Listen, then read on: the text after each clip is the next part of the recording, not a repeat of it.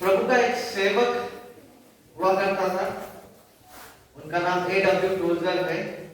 तो प्रभु का सेवक ने ऐसा कहा था कि जब आप परमेश्वर के बारे में सोचते हैं, ठीक है, जब आप परमेश्वर के बारे में सोचते हैं तो आपके दिमाग में, आपके मन में जो आता है, जब आप परमेश्वर के बारे में सोचने लगते हैं और सोचते हैं, और सोचते समय आपके दिमाग में, आपके मन में जो आता है वो आपके बारे में सबसे महत्वपूर्ण विषय है। वो आपके बारे में सबसे महत्वपूर्ण विषय है। यह सच है क्योंकि जिस दृष्टिकोण से हम परमेश्वर को देखते हैं, जिस समझ को हम रखते हैं परमेश्वर के विषय में, यह बहुत ही महत्वपूर्ण है। क्योंकि जैसे हम परमेश्वर को देखते हैं और सोचते हैं, उसी रीति से हमारा जीवन यात्रा होगा, उसी का परिणाम और उसी का प्रभाव हमारे जीवन में दिखाई देगा। इसलिए हम कह सकते हैं कि परमेश्वर को सच्चा रीति से जानना, परमेश्वर को उद्धारदायी रूप से जानना, परमेश्वर को घनिष्ठता से जानना, परमेश्वर को बाइबल के अनुसार जानना और उसे जानने में बढ़ते जाना हमारा जीवन का सबसे बड़ा आवश्यकता है। क्योंकि जिस रीति से हम परमेश्वर को देखते हैं, जिस दृष्टिकोण से हम उसे देखते हैं, उसका प्रभाव और उसका प्रतिफल और परिणाम हमारे जीवन में होगा। इसलिए परमेश्वर को सही रीति से जानना, बाइबल का प्रयोग परमेश्वर को, और परमेश्वर को जानने में बढ़ते जाना, परमेश्वर को घनिष्ठता से जानना, परमेश्वर को प्रेम पूर्वक रीति से जानना हमारा सबसे बड़ा आवश्यकता है। क्योंकि यीशु मसीह कहते हैं, जब हम यूहन्ना में पढ़ने लगते हैं 17 अध्याय में, यीशु मसीह कहता है कि और अनंत जीवन यह है कि वे तुझ एकमात्र सच्चे परमेश्वर को और यीशु मसीह को जिसे तूने भेजा जाने। यीशु मसीह को जानना, जीवित परमेश्वर को जानना अनंत जीवन है।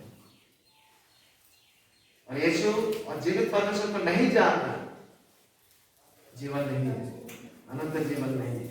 इसलिए यह इतना ही महत्वपूर्ण है। और परमेश्वर के लोगों के लिए जो उन्हें जाने हैं, ठीक है, परमेश्वर के लोगों के लिए यह बहुत ही महत्वपूर्ण बन जाता है कि हम दैनिक जीवन में परमेश्वर को जानने में, परमेश्वर को समझने में, उसे सच्चा प्रेम करने में, ताकि हम बढ़ते जाएं। क्योंकि जब हम होशे में पढ़ते हैं, हम ऐसा पाते हैं 4 अध्याय में, यहोवा इन बातों को करते हैं। वो कहते हैं कि मेरे ज्ञान के ना होने से, यहोवा के ज्ञान, यहोवा के समझ, यहोवा को सही रीति से ना जानने के कारण यहोवा कहता है कि मेरी प्रजा, जो यहां तक कि यहोवा की प्रजा है, वो नष्ट हो गई है। एक प्रकार से इस संसार में, ठीक है, यहां तक कि जो यहोवा के प्रजा है, वो कहते हैं मेरी प्रजा मेरे ज्ञान के ना होने से, यानी यहोवा को सही रीति से ना जानने के कारण। होशे 4:6 पर हमसे कहता है कि यहां तक कि जो यहोवा की प्रजा है, जो परमेश्वर के वाचा के लोग हैं, वो तक नष्ट हो गए। इसीलिए हमें परमेश्वर को जानना है, उसे सही रीति से जानना है, उसे जानना अनंत जीवन है, उसे जानने में हमें बढ़ना है, उसे उद्धारदायी रूप में जानना है सबसे पहले, और बाइबल अनुसार हमें उसे जानना है, और उसे जानने में हमें बढ़ते जाना है। और प्रभु को हमें धन्यवाद देना है क्योंकि प्रभु ने अपने आप को प्रकाश किए हैं ताकि हम उन्हें जान पाए, ताकि हम उन्हें उद्धारदायी रूप में जान सके, ताकि हम उन्हें पिता के रूप में जान सके, ताकि हम उन्हें जानकर उनसे प्रेम कर सके। प्रभु ने उसके अनुग्रह में इसे संभव किया है। विशेष करके उनके शास्त्र में उन्होंने अपने आप को प्रकाशित किए हैं ताकि हम यहोवा को, एकमात्र जीवित परमेश्वर को सच्चा रीति से जान पाए। उन्होंने विशेषकर बाइबल में अपने आप को प्रकाशित किया है। और बाइबल के जिन पदों को हम आज देखने जा रहे हैं पुराने नियम में से, यहाँ पुराना नियम पवित्र शास्त्र और संपूर्ण पवित्र शास्त्र के लिए एक बहुत ही महत्वपूर्ण पदों में से है, जहां पे परमेश्वर अपना भलाई को, अपना नाम को, अपना महिमा को, या फिर हम यह कह सकते हैं कि परमेश्वर ने अपने आप को, अपने गुणों को उन्होंने प्रकट किए हैं, उन्होंने प्रकाशित किए हैं। जहां पे परमेश्वर मूसा से उसकी अपनी भलाई, उनका नाम और उनका महिमा का प्रकाशन को देते हैं, यानी कि परमेश्वर अपने गुणों को व्यक्त करते हैं मूसा के सामने। इन्हीं बातों को हम देखने जा रहे हैं, क्योंकि परमेश्वर को जानना हमारे लिए बहुत ही महत्वपूर्ण है और हमें परमेश्वर को धन्यवाद देना है कि उन्होंने अपने आप को विशेष रूप से शास्त्र में, पवित्र शास्त्र में प्रकाशित किए हैं कि हम उन्हें जान सके उद्धारदायी रूप में, और उन्हें जानने के द्वारा हम अनंत जीवन को पाए। इसलिए आज हम जाएंगे उस स्थान पे जहां पे परमेश्वर ने विशेष रूप से अपने आप को प्रकाशित किए हैं, और संपूर्ण पवित्र शास्त्र में यह महत्वपूर्ण पदों में से है। ठीक है, तो आइए हम अपने बाइबल को खोलते हैं। निर्गमन अध्याय 34 पद 6 और 7। निर्गमन अध्याय 34 पद 6 और 7। मैं इन पदों को आपके लिए पढ़ना चाहूंगा। लिखा हुआ है, यहोवा उसके सामने होकर, यानी कि मूसा के सामने होकर जो प्रचार करता हुआ चला, यहोवा यहोवा ईश्वर दयालु और अनुग्रहकारी, कोप करने में धीरजवान और अति करुणामय और सत्य, हजारों पीढ़ियों तक निरंतर करुणा करने वाला, अधर्म और अपराध और पाप का क्षमा करने वाला है, परंतु दोषी को वह किसी प्रकार निर्दोष न ठहराएगा। यह पवित्र शास्त्र के जीवित और एकमात्र जीवित और एकमात्र सच्चा परमेश्वर है, जिन्होंने अपने आप का वर्णन को यहाँ पे दे रहे हैं, अपने आप को प्रकाशन को यहाँ दे रहे हैं, अपने गुणों का, अपने महिमा का। और जिन पदों को आज आपके सामने पढ़ा गया, ये पदे जो है यह इतना महत्वपूर्ण है कि पुराने नियम पवित्र शास्त्र में जिन बातों का आपके सामने पढ़ा गया, ठीक है, इसको टोटल 8 बार दोहराया गया है। कहीं कहीं जगह में हिस्सों में, लेकिन 8 बार इन बातों को दोहराया गया है। यहोवा का गुण, यहोवा का प्रकाशन के विषय में जिन वचनों को आपके सामने पढ़ा गया, निर्गमन 34 अध्याय 6 और 7 पदों का जो सच्चाई है, इसे संपूर्ण पवित्र शास्त्र जो है, पुराने पवित्र शास्त्र, वहां में टोटल 8 बार इस सच्चाई को दोहराया गया कि यहोवा कौन है, कौन है बादल के परमेश्वर, क्या है उनके गुण। यहोवा खुद को प्रकाश करते हैं, यहोवा अपने आप का वर्णन यहाँ करता है, अपना महिमा का प्रकाशन को वह यहाँ पे करते हैं। और इससे पहले कि हम यहाँ देखने लगे कि बाइबल का परमेश्वर कौन है, उनके गुण, उनके महिमा, उनके गुण कैसे हैं, उनके कैरेक्टर कैसे हैं, आइए इस समय का माहौल को समझते हैं। यहां आने से, इन पदों को पढ़ने से पहले क्या हो रहा होता है निर्गमन में? निर्गमन में यह हो रहा होता है कि परमेश्वर जो है वो इस्राएल के लोगों को मिस्र देश के, फौरन के जो दासत्व है उससे छुड़ाते हैं। हम सबों को पता होगा, मूसा का प्रभु उपयोग करते हैं, हारून को उपयोग करते हैं, हारून को, मूसा का भैया को, और परमेश्वर छुटकारा को देते हैं फौरन का दासत्व से, मिस्र देश का दासत्व से। यहोवा जो है वो इस्राएल के लोगों को छुड़ाते हैं, और छुड़ाने के बाद हम देख पाते हैं कि इस्राएल के लोग जो है परमेश्वर के खिलाफ पाप करते जाते हैं। और इस समय, इस दौरान वो लोग परमेश्वर के खिलाफ जो है इस रीति से पाप करते हैं, भयानक एक पाप, एक सोने का बछड़ा वो बनाते हैं और उसी को यहोवा कह के मूर्ति पूजा करने लगते हैं। जब मूसा पर्वत पे, सिनाई पर्वत में परमेश्वर से मिलने जाता है, तो ये सारा क्रियाएं वहां घट रहा होता है। ये उस दौरान है जब इस्राएल के लोग परमेश्वर के खिलाफ भयानक पाप करते हैं, और इस पाप को देखते हुए मूसा जो है वो इस्राएल की तरफ से क्या करते हैं, परमेश्वर से विनती करते हैं ताकि परमेश्वर इस्राएल को क्षमा करे, क्योंकि उन्होंने पाप किए हैं। और जब मूसा इन विनतियों को कर रहा है, उन विधियों में मूसा जो है दो महत्वपूर्ण बातों का जिक्र करता है।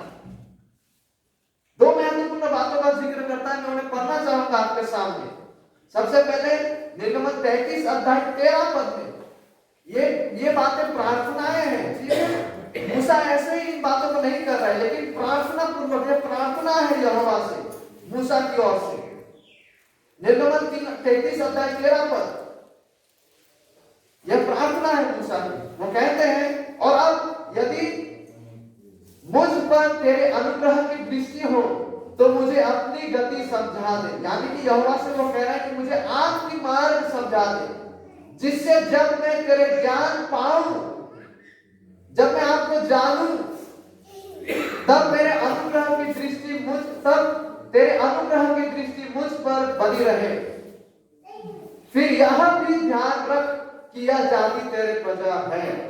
इन प्रार्थनाओं को मूसा कर रहा है कि वो यहोवा का ज्ञान, यहोवा को जाने, यहोवा की मार्ग को जाने, यहोवा की मार्ग को जानने, यहोवा को अधिक से जानने की चाहत को रख रहा है। उसके बाद 33 अध्याय 17 पद में देखिए, 17 नहीं 18 में पढ़ना चाहूंगा। मूसा फिर से विनती कर रहा है, यह प्रार्थना पूर्वक वो कह रहा है। मूसा ने कहा, यहोवा से वो कह रहा है, मुझे अपना तेज दिखा दे। मूसा यहोवा से कह रहा है कि मुझे आपका महिमा को दिखा दे। तेज यानी ग्लोरी, महिमा को दिखा दे।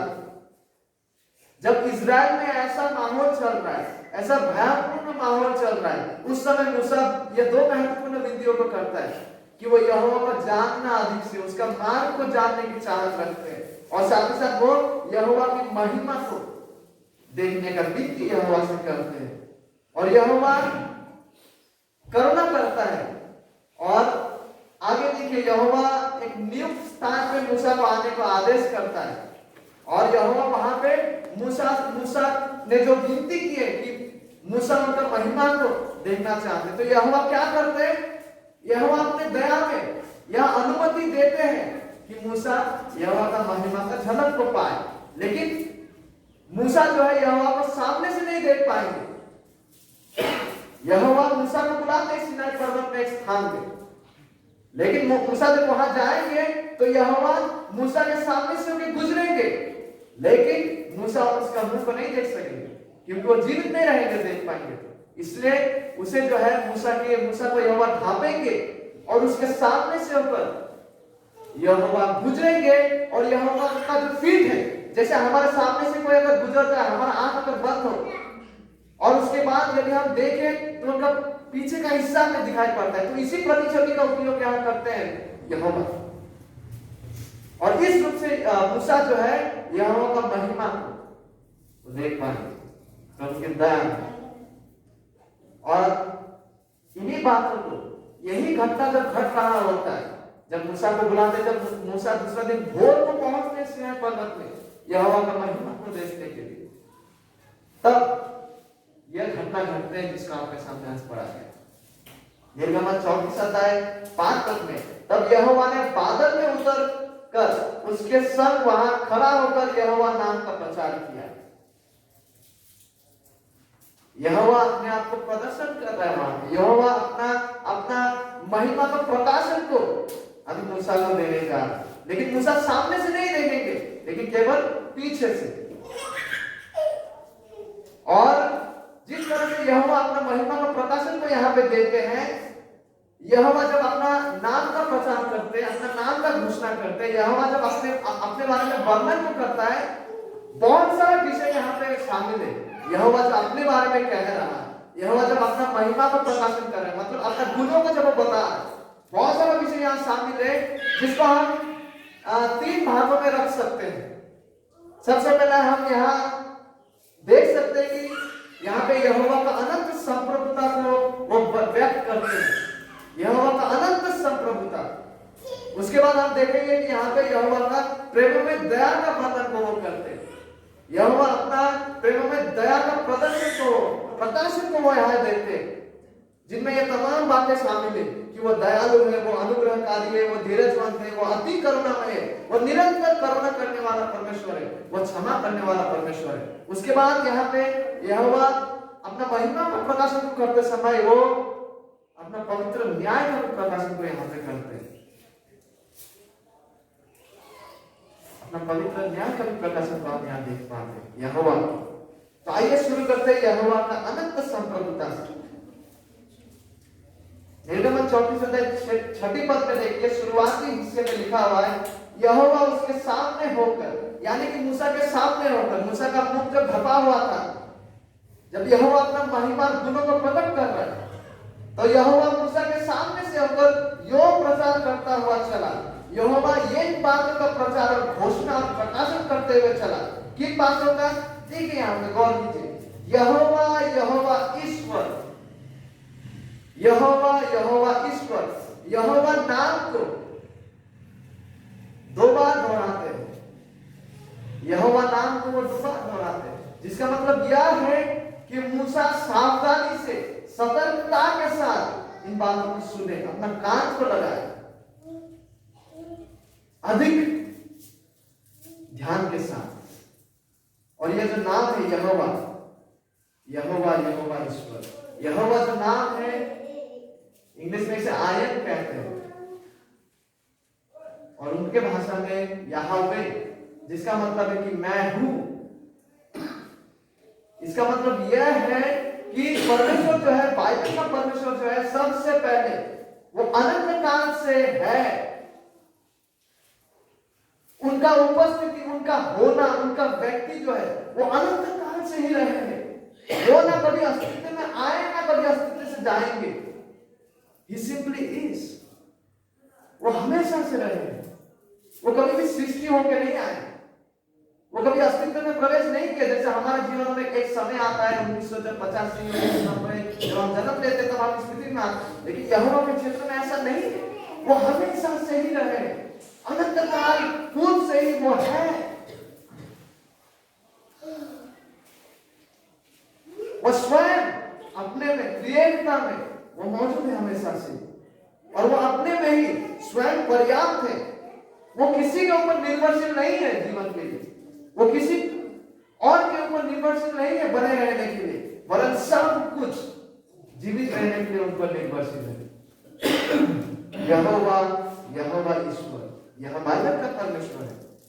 और इस नाम में हम उनका सामर्थ, उनका संप्रभुता, उनका पराक्रम, उनका सर्वश्रेष्ठता को देख पाते हैं।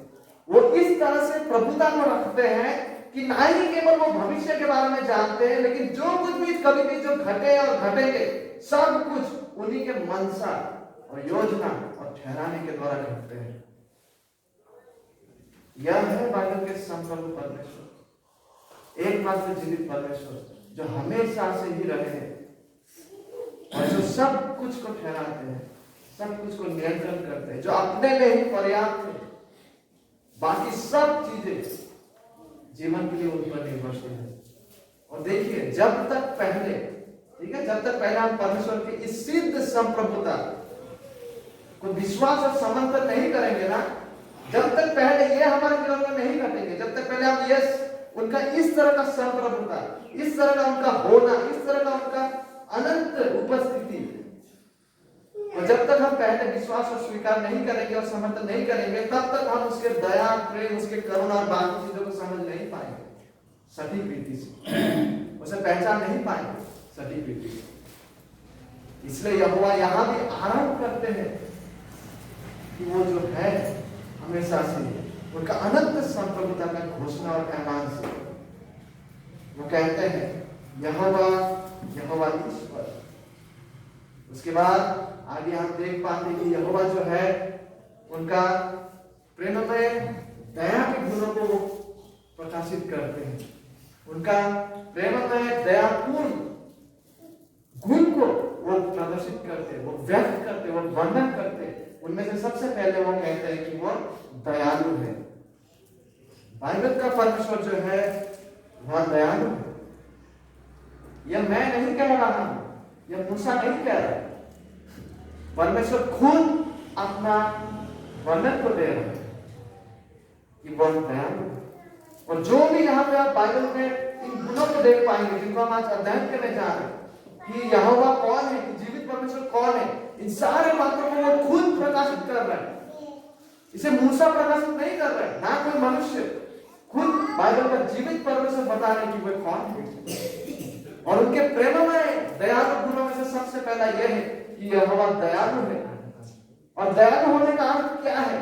दयालु होने का अर्थ यह है कि परमेश्वर मुफ्त में बगैर कोई शर्त रखते हुए उसकी इच्छा के अनुसार, उसके महिमा के लिए उन पर दया करते हैं, विशेषकर उन पर उपकार करते, विशेषकर जो कष्ट में है, जो पीड़ा में है, जो संकट में है। दयालु होने का अर्थ यही है कि उनके प्रति कृपा करना, उनके प्रति सहानुभूति रखना, जो कष्ट में है, जो पीड़ा में है, जो संकट में है। यीशु मसीह ने एक दृष्टांत को कहा था, भला समरिया का। याद है कि जब डाकुओं ने उस बेचारे को मार के फेंक के रखा है, आधमरा है, तो बाकी सब जो यहूदी लोग थे उनमें से व्यक्ति लोग देख के, जो मानने गंदा स्थान में व्यक्ति लोग देख के चले जाते हैं, लेकिन जब वो समारिया आते हैं उनको देखकर क्या जानते हैं? यही शब्द कंपैशन, दया।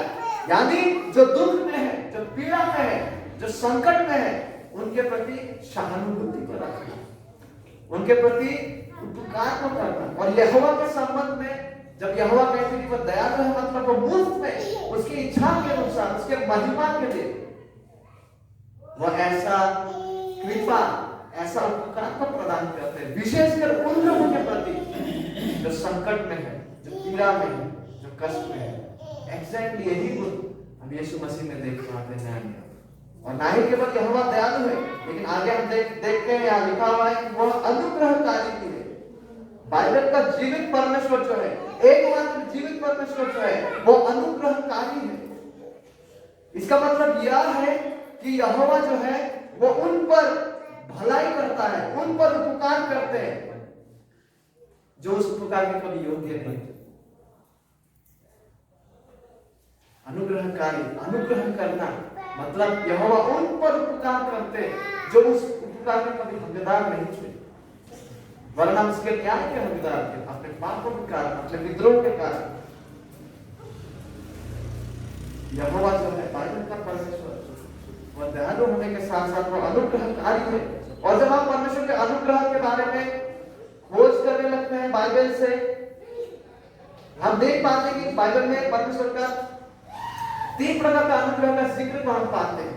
अनुग्रह मतलब मुफ्त में उपकार को देना उन लोगों के प्रति जो कभी भी उस उपकार के योग्य नहीं थे। बाइबल में हम देख पाते हैं कि 3 प्रकार का परमेश्वर का अनुग्रह के बारे में जिक्र किया गया है। सबसे पहले सामान्य अनुग्रह, साधारण अनुग्रह। यह ऐसा अनुग्रह है जो सबके लिए है, चाहे वो विश्वासी हो चाहे वो अविश्वासी हो। और ये एक ऐसा अनुग्रह है जैसा सूरज का आना, धूप का दिया जाना, बरसात का आना, अनाज उपार्जन, फल, परिवार में रह पाना, इस पृथ्वी में जीवित रह पाना।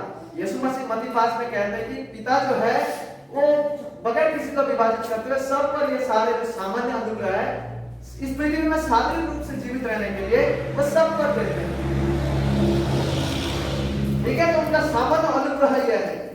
लेकिन उसका और दूसरी प्रकार का जो अनुग्रह है जो हम बाइबल में पाते हैं, यह विशेष अनुग्रह है, स्पेशल अनुग्रह है, यह उद्धारदायी अनुग्रह है। यह केवल उन्हीं के लिए है जो यीशु मसीह पर सच्चा विश्वास करते हैं। उनके प्रति प्रभु का जो है विशेष अनुग्रह है। किसके लिए? केवल सच्चा विश्वासियों के लिए। इसलिए हम देख पाते हैं इफिसियों 2 में लिखा है, क्या लिखा है?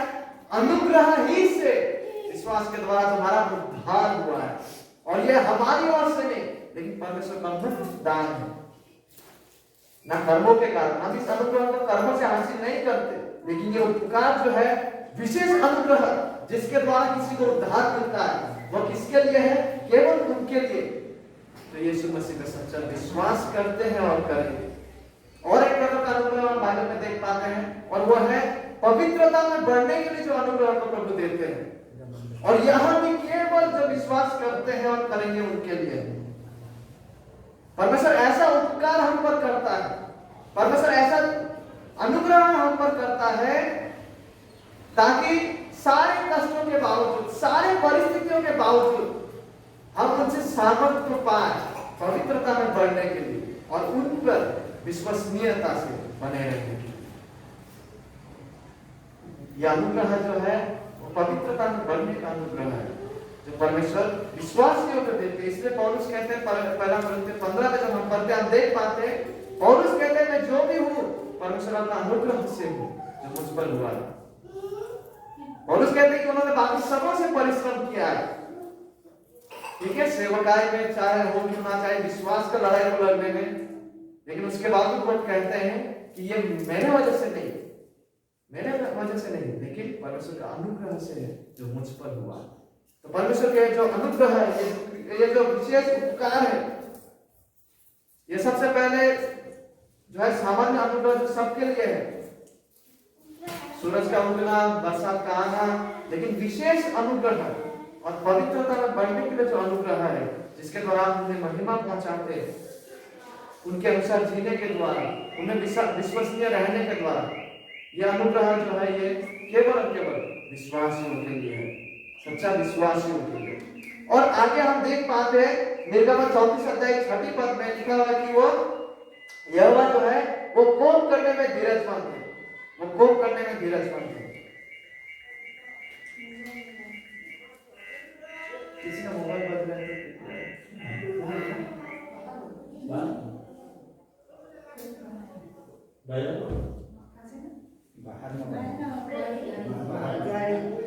अच्छा, हम लौट के आते हैं निर्गमन 34 अध्याय 6 पद में, जहाँ हम पाते हैं कि यहोवा जो है बाइबल का परमेश्वर वो कोप करने में धीरजमंद है, वो धीरज धरने वाला परमेश्वर है।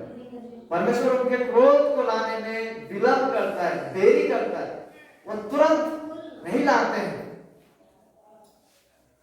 वरन यहोवा जो है उनका प्रेम, उनका दया, उनका करुणा को प्रकट करते हैं। वो उनका कोप को तुरंत नहीं लाते हैं, वो देर करते हैं, वो धीरज धरते हैं, वरन वो अपना प्रेम, अपना दया, अपना करुणा को प्रकट करते हैं उनके धीरज में होकर। क्यों? ताकि पापी लोग मन फिराए, ताकि पापी लोग यीशु मसीह के पास आए। देखिए इस समय भी जब ये सारे घटनाएं घट रहे थे निर्गमन में, हम देख पाएंगे कि 40 सालों तक इस्राएल परमेश्वर के खिलाफ पाप करता गया, उसके बाद 40 साल तक यहोवा उनके साथ धीरज धरे रहा।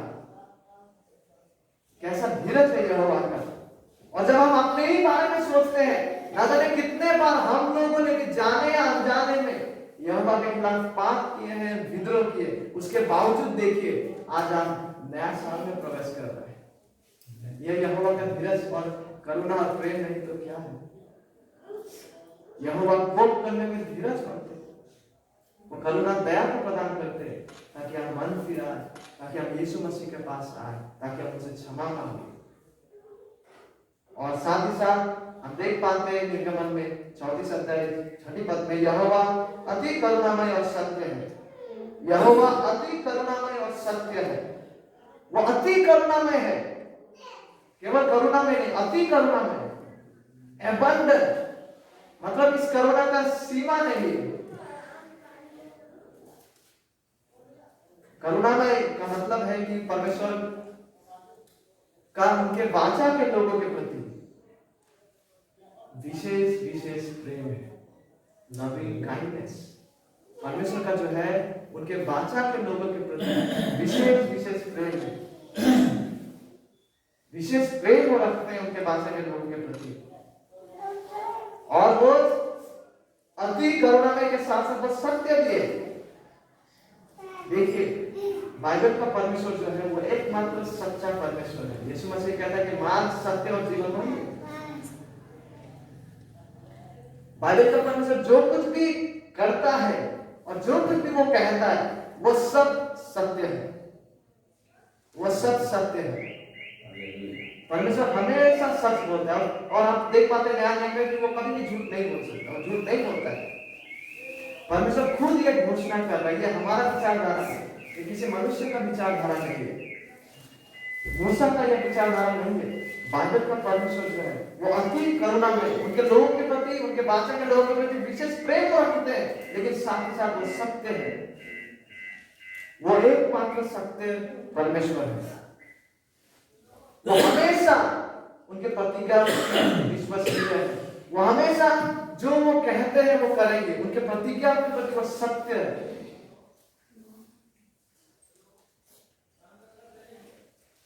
और यहोवा आगे हम देख पाते हैं निर्गमन 34:7 में, यहोवा जो है वो हजारों पीढ़ियों तक निरंतर करुणा करने वाला परमेश्वर है। यहोवा जो है वो हजारों पीढ़ियों तक निरंतर करुणा करने वाला परमेश्वर है।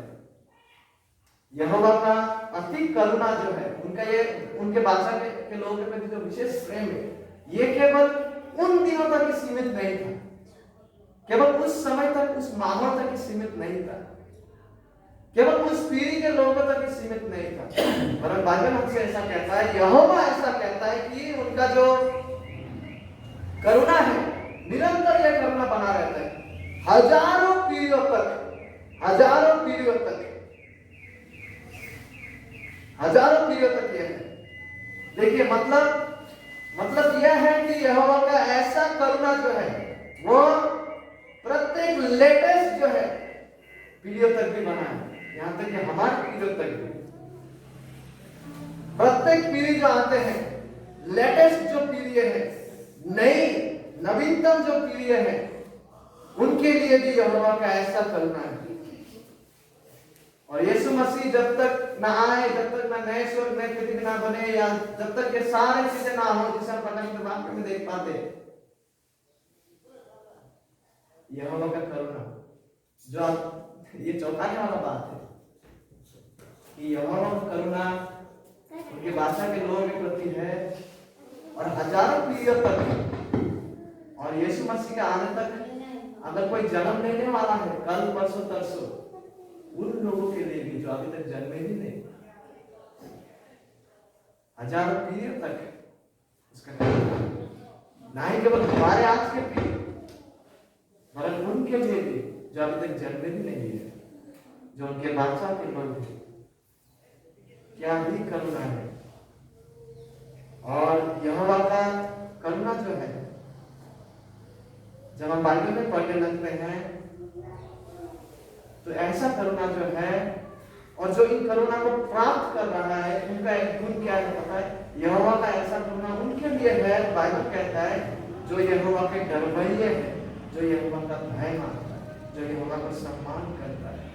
आइए एक पद को पढ़ते हैं, हम अपने आंखों से देखिए, ठीक है? भजन के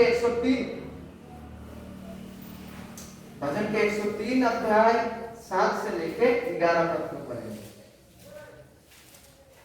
भजन के 103 अध्याय 7 पद से लेके 11 पद लिखा हुआ है, उसने मूसा को अपनी गति और इस्राएलियों पर अपना काम प्रकट किया।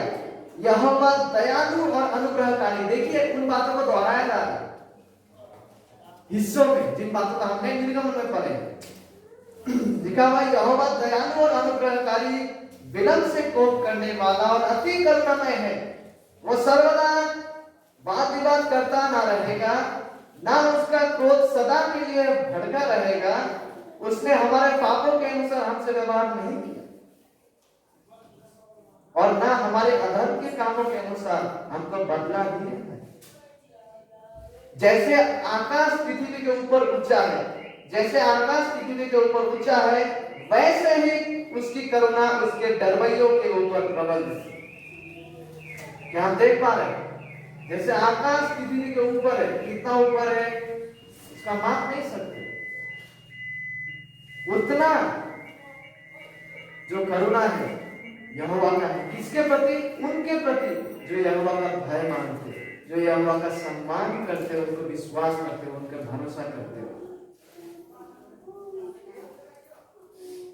तो यहोवा बाइबल के परमेश्वर जो है वो दयालु, अनुग्रहकारी, धीरजवंत है, अति करुणामय है, निरंतर करुणा करने वाला हजारों पीढ़ियों तक, और साथ ही साथ वो क्षमा करने वाला परमेश्वर है। वो क्षमा करने वाला परमेश्वर है। निर्गमन 34:7 पर लिखा हुआ है, अधर्म और अपराध और पाप का क्षमा करने वाला है। अधर्म और अपराध और पाप का क्षमा करने वाला परमेश्वर यहोवा है। यहोवा का प्रेम जो है, उनका दया जो है, उसको इसमें भी देखा जाता है कि वह अपराध, पाप, अधर्म को क्षमा करता है। बाइबल का परमेश्वर जो है वो क्षमा करने वाला परमेश्वर है। बाइबल का परमेश्वर जो है वो क्षमा करने वाला परमेश्वर है, एकमात्र क्षमा करने वाला परमेश्वर है। जब हम मीका में पढ़ते हैं, हम मीका को पढ़ना चाहूंगा जहां पे परमेश्वर के क्षमा करने का विशेषताओं को बताया गया। मीका 7 अध्याय 18 और 19 पद को मैं आपके लिए पढ़ना चाहूंगा। यहोवा बाइबल का परमेश्वर क्षमा करने वाला परमेश्वर है। इस सच्चाई का जिक्र का पुराना नियम, नया नियम दोनों जगह में ही पाते हैं। मीका 7 अध्याय 18 और 19 पद में हम पाते हैं, लिखा हुआ है, तेरे समान ऐसा परमेश्वर कहाँ है जो अधर्म को क्षमा करे और अपने निज भाग के बचे हुए के अपराध को ढांप दे। कौन है ऐसा यहोवा? कोई नहीं है, कहीं नहीं है ऐसा परमेश्वर जो अपराध को क्षमा करता है, जो पाप को क्षमा करता है, जो निज भाग के बचे हुए के अपराध को ढांप दे। वो अपने क्रोध को सदा बनाए नहीं रहता, क्योंकि वो करुणा से प्रीति रखता है। वो फिर हम पर दया करेगा और हमारे अधर्म के कामों को लताड़ डालेगा। तू उनके सब पापों को गहरे समुद्र में डाल देगा। क्या हम देख पा रहे हैं? यह है बाइबल के परमेश्वर। वो एकमात्र क्षमा करने वाला परमेश्वर है। वो एकमात्र ऐसा परमेश्वर है जो पापों को ढांप देता है, जो पापों को दूर करता है, जो पापों को मिटा देता है। कौन है उसके जैसा परमेश्वर जो दयालु है, जो क्षमा प्रदान करते? ढूंढिए, कहीं नहीं मिलेगा। इसलिए बाइबल आपसे कहता है कि उसके जैसा, who is a pardoning God like you? तेरे जैसा क्षमा करने वाला परमेश्वर कौन है? कोई नहीं है जिसका उत्तर। क्या हम उनके पास अपने पापों के क्षमा के लिए आए हैं? मेरे प्रिय मित्रों, मेरे प्रिय भाई बहनों, मुझे आपकी स्थिति पता नहीं, लेकिन यदि आपको लगता है कि आप ऐसे पाप के दलदल में हैं जहां पे आपको उस पाप से निकलने के लिए आशाहीन महसूस हो रहा है, मुझे पता नहीं आपने किस हद तक किस रीति का पाप को किया है, और आज आप यहाँ बैठे हैं और आपको आशाहीन लग सकता है, लेकिन मैं आपसे एक बात कहना चाहता हूं कि एक स्थान है, एक ऐसा व्यक्ति है जिनके पास करुणा बहता है, जिस करुणा का अंत नहीं है। मैं आपसे ये सच्चाई को बताना चाहता हूं कि बाइबल का परमेश्वर जो है वो क्षमा प्रदान करने वाला परमेश्वर है। और यदि आपको लगता है कि आपके पाप बहुत ही घिनौने हैं, आपके पाप का दोष बोध आपको महसूस हो रहा है, तो मैं आपको आमंत्रित करना चाहता हूं कि आप परमेश्वर के पास आए, और यदि आप अपने पापों को फेरते हुए यीशु मसीह में विश्वास करेंगे, आज आपका सारा पापों को मिटा दिया जाएगा। नई भाषा में परमेश्वर यह प्रतिज्ञा करता है, इब्रानी 8 अध्याय में, ठीक है, कि वह जो है उनके पापों को और कभी स्मरण ना करेगा। पूरब पश्चिम से जितना दूर, उतना दूर वह हमारे पापों को दूर करेगा। कौन है उनके जैसा परमेश्वर? कोई नहीं है। तो बाइबल का परमेश्वर जो है वो अपने बारे में इन बातों को बता रहे हैं कि वह कौन है। हमें उसे जानना है, हमें उसे जानने में बढ़ना है सही रीति से। और बाइबल का परमेश्वर जो है वो यहोवा अनंत और संप्रभु यहोवा है। बाइबल का परमेश्वर जो है वो प्रेम से भरा हुआ और दयापूर्ण परमेश्वर है। वह दयालु है, वो अनुग्रहकारी है, वो धीरजवंत है, वो करुणामय है और सत्य है, और निरंतर करुणा करने वाला परमेश्वर वह है। और वह ऐसा परमेश्वर है और एकमात्र परमेश्वर जो क्षमा प्रदान करने वाला परमेश्वर है। देखिए, यहोवा जो बाइबल का परमेश्वर है, उनके इन सारे भले गुणों को देखने के बाद, ठीक है, उनके इन सारे अच्छे गुणों को, भले गुण, महिमामय और सिद्ध गुणों को देखने के बाद सबसे महत्वपूर्ण बात क्या हो जाता है अभी हमारे लिए? बाइबल के परमेश्वर के सच्चाई को जानने के बाद, बाइबल के परमेश्वर के विषय में जानने के बाद, उनके भलाई और महिमा का प्रकाशन को देखने के बाद सबसे महत्वपूर्ण बात क्या हो जाता है हमारे लिए? हमारे लिए सबसे महत्वपूर्ण बात यह अब हो जाता है कि हम उन्हें सही रीति से जाने और उसे जानने में हम बढ़े और उनसे प्रेम करने में हम बढ़े, क्योंकि हमसे कहा गया है यह हमारे लिए सर्वश्रेष्ठ प्राथमिकता है कि हम यहोवा अपने परमेश्वर से अपने संपूर्ण अस्तित्व से प्रेम करें। परमेश्वर के इन सारे भलाई गुणों को देखने के बाद हमारे सामने ये सबसे बड़ी आवश्यकता ये है कि हम उन्हें जाने, उनके इस दया के सहभागी हम हो, उनसे क्षमा हम पाए और इस रूप से उन्हें जानने के बाद उनसे प्रेम करने में हम बढ़े। सबसे अधिक प्रेम हम उनसे रखें, सबसे प्राथमिक प्रेम हम उनसे करें और साथ ही साथ यहोवा को इस तरह से जानने और प्रेम करने के बाद ताकि हम एक दूसरे को प्रेम करने में भी बढ़े, ताकि हम एक दूसरे को प्रेम करने में भी बढ़े, जैसे यहोवा ने यीशु में होकर हमसे प्रेम किया है। यीशु मसीह अपने शिष्यों से क्या कहता है पता है? जब हम यूहन्ना 13 में पढ़ते हैं, वो कहते हैं मैं तुम्हें एक नई आज्ञा देता हूं कि एक दूसरे से प्रेम रखो, जैसे मैंने तुमसे प्रेम रखा है वैसे ही तुम भी एक दूसरे से प्रेम रखो, क्योंकि यदि आपस में प्रेम रखोगे तो इसी से सब जो है वो जानेंगे कि तुम मेरे चेले हो। इस प्रेम का होने से, इस आपसी प्रेम का होने से सब जानेंगे, ये गवाह होंगे दूसरों के सामने। क्या गवाह? कि हम सच में यीशु के शिष्य और चेले हैं। देखिए, परमेश्वर के प्रेम एवं दया का व्याख्या को, उनके प्रेम उनके दया का व्याख्या को और इस प्रेम का प्रदर्शन को हम नया नियम में देख पाते हैं अधिक प्रचुरता से। कैसे? क्योंकि परमेश्वर ने God so loved the world, यूहन्ना 3:16, परमेश्वर ने जगत से ऐसा प्रेम किया, उनका प्रेम का प्रदर्शन को हम देख पाते हैं। यीशु मसीह एकलौता पुत्र को भेजते हैं कि हमारे स्थान पे मारा जाए, और हम इस प्रेम का प्रदर्शन को यीशु मसीह का जीवन और यीशु मसीह का सेवकाई में देख पाते हैं, और अल्टीमेटली आखिरकार उनके क्रूस पे आत्म बलिदान या मृत्यु में हम इस प्रेम को देख पाते हैं। और यीशु मसीह अपने शिष्यों से कहता है कि जैसे मैंने तुमसे प्रेम किया है तुम भी आपस में वैसे प्रेम करो।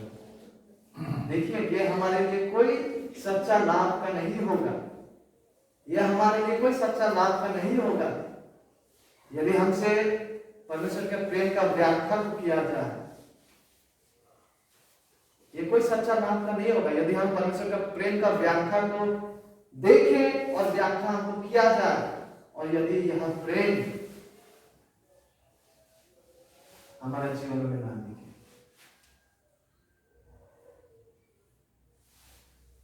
और यदि हम परमेश्वर के प्रेम का समझ और परमेश्वर के प्रेम का ज्ञान से अगर ना हो तो इससे कोई फायदा नहीं पहुंचने वाला है। यदि परमेश्वर ने इस रीति से हमसे प्रेम किया तो हमें भी आपस में एक दूसरे से प्रेम करना है, क्योंकि इसी से सब जानेंगे कि हम यीशु के सच्चे शिष्य हैं। क्योंकि हमारे लिए कोई सच्चा भलाई या लाभ का नहीं, कोई सच्चा लाभ का नहीं यदि हम परमेश्वर के प्रेम के बारे में, उनके दया के बारे में, उनके अनुग्रह के बारे में, उनके ये सब बातों को सब कुछ अगर हम सीख ले, ठीक है, कि परमेश्वर का प्रेम के विषय में, उनके दया के विषय में कोई लाभ का नहीं यदि हम ये सब कुछ सीख ले, लेकिन फिर भी यदि हमारे व्यक्तिगत जीवनों में, हमारे कलीसियाओं में, हमारे सेवकायों में, हमारे परिवारों में अगर ऐसा प्रेम ना दिखे तो कोई सच्चा भलाई का नहीं, इसमें कोई सच्चा लाभ नहीं। यदि हम परमेश्वर के प्रेममय गुणों को सीखे, सब कुछ हम सीख ले, उसके बावजूद यदि हमारे जीवन में हमारे परिवारों में, हमारे कलीसियाओं में अगर शत्रुता, घृणा, नफरत, बैर अगर हम पाल बैठते हैं तो इससे क्या फायदा? मुझे आपकी स्थिति पता नहीं, लेकिन यदि आप वाकई में इस चीज से जूझ रहे हैं जहाँ पे आप प्रेम नहीं कर पा रहे अपने भाइयों से या अपने किसी बहनों से, मसीही प्रेम, यदि ये आपसी प्रेम हमें नहीं है, तो नए साल के इस आरंभ में आप लोगों के पास आए और उनसे सहायता मांगे कि उनको सही रीति से आप जान सके, उनके प्रेम को आप देख सके और इसे उपलब्ध करने के द्वारा, ताकि ये प्रेम आपके जीवन में फलित हो। तो यहोवा का अनंत संपन्नता को हम देखते हैं, यहोवा का प्रेम में दया के गुणों को हम देखते हैं। अभी हम यहोवा के पवित्र न्याय के विषय में देखने जा रहे हैं। यहोवा का पवित्र न्याय, निर्गमन अध्याय 34 पद 7 लिखा हुआ है, परंतु दोषी को वह किसी प्रकार निर्दोष ना ठहराएगा। परंतु दोषी को वह, यानी कि यहोवा किसी भी प्रकार निर्दोष ना ठहराएगा, मतलब वो किसी भी प्रकार दंड दिए बगैर ना छोड़ेगा, वो न्याय करेगा, उचित न्याय करेगा। यहोवा जो है, बाइबल का जो परमेश्वर है, वो प्रेम है, ये सच है। लेकिन ऐसा प्रेम, यहोवा जो है वो प्रेम है, लेकिन ऐसा प्रेम जहां पे दया, अनुग्रह, धीरज, करुणा जो है, जहां सत्य जो है, ये सारे सच्चाई जो है, वो पवित्रता और न्याय के साथ अटूट रूप से जुड़ा हुआ है, अटूट रूप से वो एकजुट है। बाइबल का परमेश्वर प्रेम है, लेकिन उनका प्रेम जो है, उनका दया जो है, ये सारे सच्चाई जो है, उनके न्याय और उनके पवित्रता और उनके धार्मिकता के साथ जुड़ा हुआ है। देखिए, यहोवा जो है, बाइबल का परमेश्वर, उनका प्रेम और दया को प्रयोग करने में, उनका प्रेम और दया को प्रदर्शित करने में वो अति प्रसन्न होते हैं। लेकिन उसके बावजूद हमें यह जानना है कि वो कभी भी अपने पवित्रता और न्याय को उल्लंघन नहीं करेगा। परमेश्वर जो है, बाइबल का परमेश्वर, उनके प्रेम और दया को देने में वो अति प्रसन्न होता है, सच है। लेकिन उसके बावजूद फिर भी वो कभी भी अपने पवित्रता और अपने न्याय और धार्मिकता के साथ समझौता नहीं करेगा। वो उनके न्याय और पवित्रता का उल्लंघन नहीं करेगा।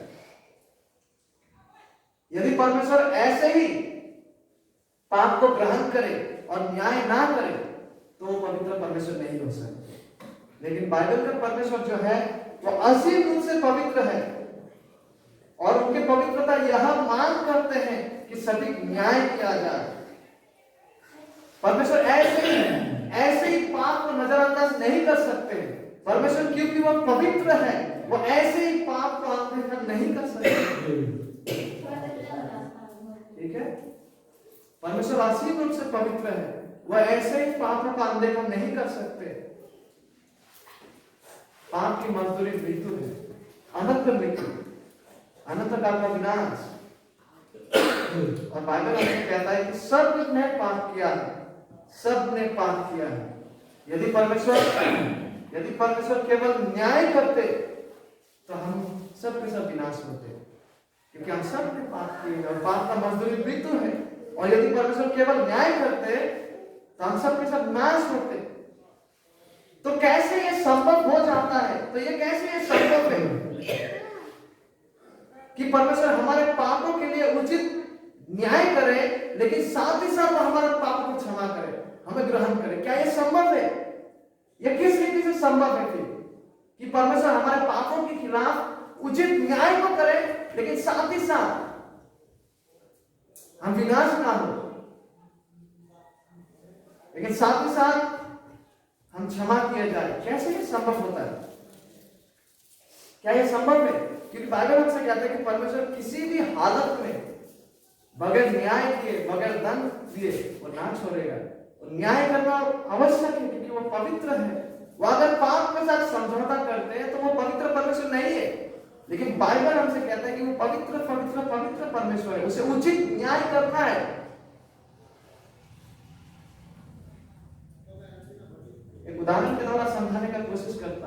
यदि कोई व्यक्ति हमारा पूरा परिवार वालों का हत्या कर देता है, फिर कोर्ट में ले जाया जाता है उस व्यक्ति को, हम सब वहां मौजूद है उदाहरण के तौर पे, और अदालत में जो बैठा हुआ न्यायाधीश है, जज है, वो बोलता है कि मैं बहुत दयालु आदमी हूं, इसलिए इस दोषी और आरोपी को मैं छोड़ देता हूं। क्या कहेंगे? क्या वहां न्याय हो रहा है? क्या वहां उचित इंसाफ हो रहा है? नहीं हो रहा है।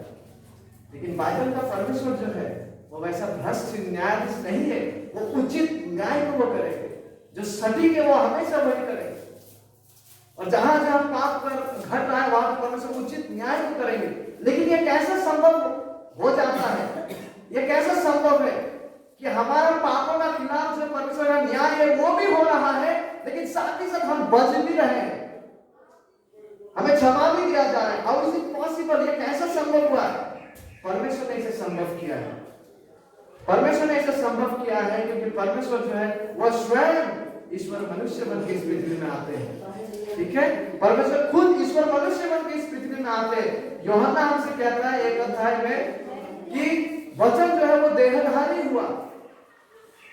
परमेश्वर का वचन यानी कि प्रभु यीशु मसीह वो देहधारी हुआ, हमारे बीच में डेरा किया और हमने उसकी महिमा को देखा। परमेश्वर के महिमा, जो महिमा मूसा के सामने प्रदर्शित हो रहा था, उसका एक्सप्रेशन, उसका अभिव्यक्ति को यूहन्ना लोगों ने नया रूप में देखा। हमने उसकी महिमा देखी, एक ऐसी महिमा जो एकलौता थी, पिता की एकलौती की महिमा। तो ये कैसे संभव है कि परमेश्वर उचित न्याय भी करे लेकिन हम साथ ही साथ बच भी जाए? ये इसलिए संभव है क्योंकि परमेश्वर ने इसे संभव बनाया है। परमेश्वर ने उनके दया और उनके प्रेम और उनके अनुग्रह में, क्योंकि परमेश्वर क्षमा करने वाला परमेश्वर है, उन्होंने इस मार्ग को उन्होंने तय किया, उन्होंने इस मार्ग को स्थापित किया है। वो खुद हमारे लिए वो उद्धारकर्ता बन जाते हैं, वो ईश्वर मनुष्य बन जाते हैं। और साथ ही साथ क्योंकि परमेश्वर पवित्र है, उसे न्याय करना ही है, वो पाप बांधने को नहीं कर सकता है, इसलिए वो खुद हमारे स्थान पर वो दंड को अपने ऊपर उस क्रूस पर ले लेते हैं। क्योंकि वो प्रेम करते हैं, वो हमारे स्थान पर मारा जाते हैं। क्योंकि उसे न्याय करना है, वो खुद उस न्याय को उस क्रूस पे अपने ऊपर ले लेते हैं, ताकि जो कोई इस पर विश्वास करे उसका न्याय यीशु के ऊपर पड़े और हम बच जाए, ताकि हम बच जाए जो कोई यीशु को विश्वास करते हैं। देखिए, परमेश्वर अवश्य क्षमा करते हैं, लेकिन अपना न्याय और धार्मिकता को उचित रीति से स्थापित करते हुए, बनाए रखते हुए परमेश्वर क्षमा करते हैं, लेकिन केवल उन्हीं को जो यीशु में सच्चा विश्वास के द्वारा यीशु के साथ क्रूसीकृत किए गए हैं। परमेश्वर क्षमा करते हैं, लेकिन केवल उन्हीं को जो यीशु में पाए गए हैं, क्योंकि जो यीशु में है उनमें दंड की आज्ञा नहीं है। परमेश्वर केवल उन्हीं को क्षमा करते हैं जो सच्चा मन फिराव के द्वारा यीशु मसीह को विश्वास और ग्रहण करते हैं। केवल उन्हीं व्यक्तियों का परमेश्वर के साथ सच्चा मेल मिलाप होता है। और क्योंकि परमेश्वर दयालु है, वो आज भी दया करना कर रहा है। वो अपने दया में आज भी इस ऑफर को, इस प्रस्ताव को दे रहा है पापियों के सामने। वो आमंत्रित कर रहा है पापियों को कि उनके पास आए और जीवन को पाए। वो उनके पवित्र शास्त्र के द्वारा आज भी वो पापियों को आमंत्रित कर रहा है कि पापी लोग उनके पास आए और जीवन को पाए, क्षमा को पाए। बाइबल हमसे ऐसा कहता है क्योंकि परमेश्वर करुणामय है, वो दयालु है। उनका प्रस्ताव, उनका ऑफर, उनका आमंत्रण आज भी मौजूद है। परमेश्वर अपने दया में होकर, जब हम प्रकाशित वाक्य का आखिरी अध्याय को पढ़ते हैं, 22 अध्याय, हम देख पाते हैं वहां इस आमंत्रण को दिया गया है। लिखा हुआ है कि आत्मा और दुल्हन दोनों कहती है आओ। यहां पे आमंत्रित को दिया गया आने के लिए, और सुनने वाला भी कहे कि आओ।